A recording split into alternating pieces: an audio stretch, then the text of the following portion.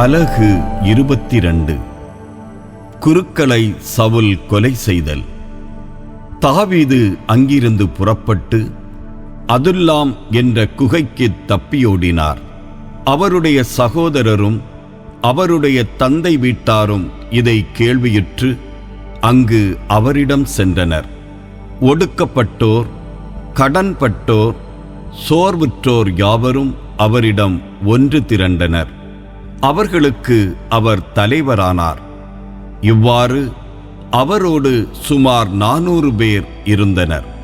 தாவீது அங்கிருந்து மோவாபிலுள்ள மிஸ்பேக்குச் சென்று அங்கே மோவாபு மன்னனை பார்த்து, கடவுள் எனக்கு என்ன செய்யவிருக்கிறார் என்பதை நான் அறியுமட்டும் என் தந்தையும் தாயும் உம்மிடம் தங்கியிருக்க அனுமதித்தாரும் என்று வேண்டினார். பின்பு அவர் அவர்களை மோவாபு மன்னன் பொறுப்பில் விட்டுச் சென்றார். தாவீது குகையில் இருந்த நாளெல்லாம் அவர்கள் மன்னனிடம் தங்கியிருந்தார்கள். பின்பு இறைவாக்கினரான காத்து தாவீதை கண்டு, நீ குகையில் தங்காதே, யூதா நாட்டுக்கு புறப்பட்டு போ என்றார். எனவே தாவீது புறப்பட்டு ஏரேத்து என்ற காட்டிற்குச் சென்றார். தாவீதும் அவருடன் இருந்த வீரர்களும் கண்டுபிடிக்கப்பட்டதை சவுல் கேள்விப்பட்டார். கிபையாவிலுள்ள மலையில் ஓர் ஏசல் மரத்தின் கீழ் சவுல் கையில் தன் ஈட்டியை வைத்துக்கொண்டு அமர்ந்திருந்தார். அவருடைய எல்லா அலுவலர்களும் அவரை சூழ்ந்து நின்றார்கள். சவுல் தம்மை சூழ்ந்து நின்ற பணியாளர்களை நோக்கி, பென்யமின் புதல்வர்களே, கேளுங்கள். ஈசாயின் மகன் உங்கள் ஒவ்வொருவருக்கும் வயல்களையும் திராட்சை தோட்டங்களையும் கொடுப்பானோ? அவனால் உங்கள் எல்லாரையும் 1000 தலைவர்களாகவும் 100 தலைவர்களாகவும் ஏற்படுத்த முடியுமா? பின் எப்படி எனக்கெதிராக நீங்கள் எல்லாரும் சூழ்ச்சி செய்தீர்கள்? ஈசாயின் மகனுடன் என் மகன் உடன்படிக்கை செய்தபோது அதை உங்களில் எவனும் எனக்கு வெளிப்படுத்தவில்லை. என்மேல் மனமிறங்கி அதை எனக்கு தெரிவிக்க உங்களில் ஒருவனும் முன்வரவில்லையே. இந்நாளில் உள்ளதுபோல் எனக்கெதிராக சதி செய்ய என் பணியாளனையே என் மகன் எனக்கு எதிராக தூண்டிவிட்டான் என்றார். அப்பொழுது சவுலின் பணியாளருடன் நின்ற ஏதோமியனாகிய தோயேகு, நோபேயில் உள்ள அகித்தூபின் மகன் அகிமெலேக்கிடம், ஈசாயின் மகன் தாவீது வருவதை நான் கண்டேன். அகிமெலேக்கு அவனுக்காக ஆண்டவரின் திருவுளத்தை கேட்டறிந்தார். மேலும் அவர் அவனுக்கு வழியுணவும் பெலிஸ்தியனான கோலியாத்தின் வாளும் கொடுத்தார் என்றான். அதை கேட்ட அரசர் அகித்தூபின் மகனாகிய குரு அகிமெலேக்கையும் நோபேயில் இருக்கிற அவருடைய தந்தையின் குடும்பத்து குருக்கள் அனைவரையும் வரவழைத்தார். எல்லாரும் அரசரிடம் வந்தனர்.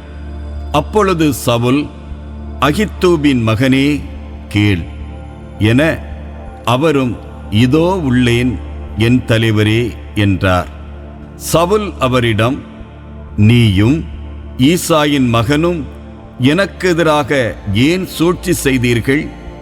இந்நாள் வரை அவன் எனக்கு எதிராக கிளர்ச்சி செய்யும்படி ஏன் அவனுக்கு நீ அப்பமும் வாளும் தந்து அவனுக்காக கடவுளின் திருவுளத்தை கேட்டறிந்தாய் என்று வினவினார். அதற்கு அகிமெலேக்கு அரசரிடம், உம் பணியாளர் அனைவருள்ளும் தாவீதைப் போல் உண்மையுள்ளவன் யார்?